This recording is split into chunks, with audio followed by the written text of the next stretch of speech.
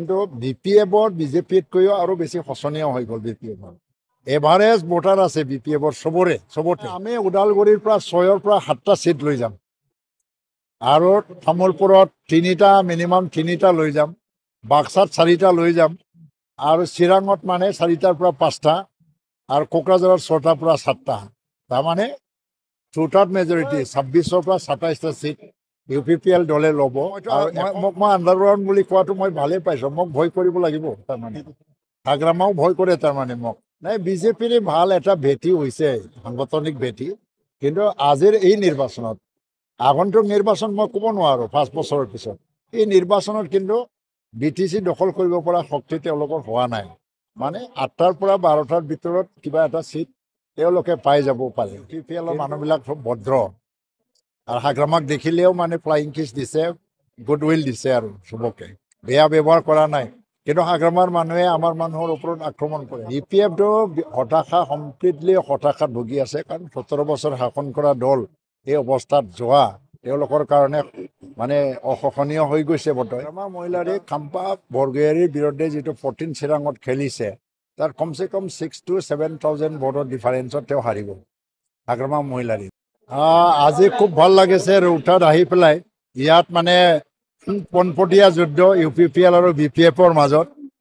আৰু যিটো এটা মানুহৰ সঁহাৰি ইয়াত আজি গণসমাৱেশত আহিছে আৰু এটা গণসমাৱেশ বুলি নহয় 2-এটা গণসমাৱেশ মই কৰি গ'লো প্ৰত্যেকবাৰতে স্বতঃস্ফূৰ্ত এটা সঁহাৰি ৰাইজৰ দেখিবলৈ পাইছোঁ আৰু ৰৌতা সমষ্টি বিপুল ভোটত আমি জয়ী হৈ যাম প্ৰায় 74,000 চামথিং এনেকুৱা ভোট আছে ইয়াত আৰু নীলোৎ স্বৰ্গীয়াৰী যোৱা 2020 চনত 20,000 ভোটত জিকি গৈছিলে আৰু BPFে 14,000 মাত্ৰ পাইছিল যেতিয়া বিজেপিও আছিলে বিজেপি 9,000 মান পাইছিল কিন্তু আজি বিজেপি নাই ঘনপটীয়া যুদ্ধ হ'ব এইবাৰ নীলোৎ স্বৰ্গীয়াৰী হয়তোবা 30,000 বা তাতকৈ অলপমান কম হ'ব পাৰে 27 বা 28 এনেকৈ ভোট লৈ পেলাই জিকি যোৱাৰ অংকটো আমি দেখিবলৈ পাইছোঁ আমি ওদালগুৰিৰ পৰা 6ৰ পৰা 7টা সিট লৈ যাম আৰু তামোলপুৰত মিনিমাম 3টা লৈ যাম বাক্সাত 4টা লৈ যাম আৰু চিৰাঙত মানে 4টাৰ পৰা 5টা আৰু কোকৰাঝাৰত 6টাৰ পৰা 7টা তাৰমানে টুটাত মেজৰিটি 26ৰ পৰা 27টা সিট UPPL দলে ল'ব আৰু একক সংখ্যাগৰিষ্ঠতা লৈ পেলাই UPPL চৰকাৰ বনাবলৈ আমি গৈ আছোঁ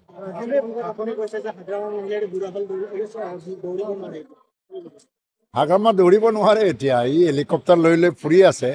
প্ৰমোদ বড়োতো এতিয়া প্ৰয়োজনত হেলিকপ্টাৰ ব্যৱহাৰ কৰে কিন্তু বাকী বেছিভাগ সময়ত সি গাড়ী আৰু ভৰিৰে মানে খোজকাঢ়ি প্ৰগ্ৰাম কৰি আছে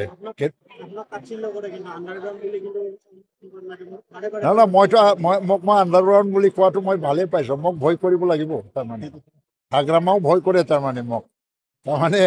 হাগ্ৰামা ইমান দিনে ভয় কৰা নাছিলে কিন্তু আজি আণ্ডাৰগ্ৰাউণ্ড বুলি কয় তেওঁৰ মনত যে মোক লৈ ভয় আছে সেইটোৱে ৰাইজৰ মাজত আজি প্ৰকাশ কৰি দিছে নাই বিজেপিৰ ভাল এটা ভেটি হৈছে সাংগঠনিক ভেটি কিন্তু আজিৰ এই নিৰ্বাচনত আগন্তুক নিৰ্বাচন মই ক'ব নোৱাৰোঁ 5 বছৰৰ পিছত এই নিৰ্বাচনত কিন্তু BTC দখল কৰিব পৰা শক্তি তেওঁলোকৰ হোৱা নাই মানে 8টাৰ পৰা 12টাৰ ভিতৰত কিবা এটা সিট তেওঁলোকে পাই যাব পাৰে কিন্তু বিজেপিতকৈও আৰু বেছি শোচনীয় হৈ গ'ল BPF এভাৰেজ ভোটাৰ আছে BPF চবতে কিন্তু মানে জিকিব পৰা সমষ্টিটো নাইকিয়া হৈ গ'ল লাহে লাহে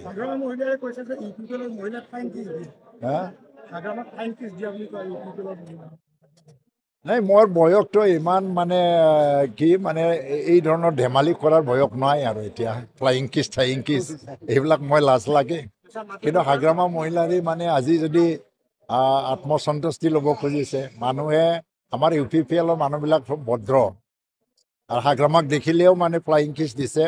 গুডউইল দিছে আৰু চবকে বেয়া ব্যৱহাৰ কৰা নাই কিন্তু হাগ্ৰামাৰ মানুহে আমাৰ মানুহৰ ওপৰত আক্ৰমণ কৰে গোবিন্দ বসুমতাৰীৰ পৰিয়ালৰ ওপৰত আক্ৰমণ কৰিলে ৰাকেশ ব্ৰহ্মৰ গাড়ীত আক্ৰমণ কৰিলে আকৌ ক'তবা আক্ৰমণ 3টামান আক্ৰমণ আৰম্ভ হৈ গ'ল কিন্তু আমাৰ মানুহবিলাকে আজি হাগ্ৰামাক দেখিলেও ফ্লাইং কিছে দিয়ে মানে ভাল পোৱা যাচি দিয়ে ৰাজনৈতিক যুদ্ধটো ৰাজনৈতিক যুদ্ধ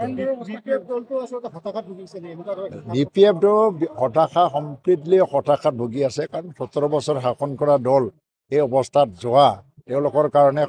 মানে অসহনীয় হৈ গৈছে বোধহয় সেইকাৰণে মই তেওঁলোকক আহ্বান জনাইছোঁ যে দল হিচাপে যদি বাচি থাকিব পাৰে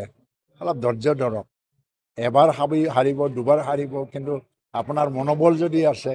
আৰু ভালকৈ ধৈৰ্য সহকাৰে যদি আগবাঢ়ি যায় কেতিয়াবা ৰাইজে আকৌ আপোনালোকক আঁকোৱালি ল'ব সেই ধৈৰ্য যদি নাই কিন্তু একেবাৰে মাছ পাততে ধ্বংস হৈ যাব খেলক এটা ফেশ্বন হয় আৰু আজিকালি ডাঙৰ নেতা পাৰ্টি দিছে আৰু মানে কিন্তু আমাৰ প্ৰমোদ বড়োও দিছে দুটা খেলাত কোনো প্ৰব্লেম নাই খেলক ফলাফলটো কি হ'ব যে আজি প্ৰমোদ বড়োতো দুটাটো জিকিব গৈ আছে গয়বাৰীটো বিনা দিদাই জিকি আছে দতমা জিকি আছে দতমা মৰে স্থান তাতে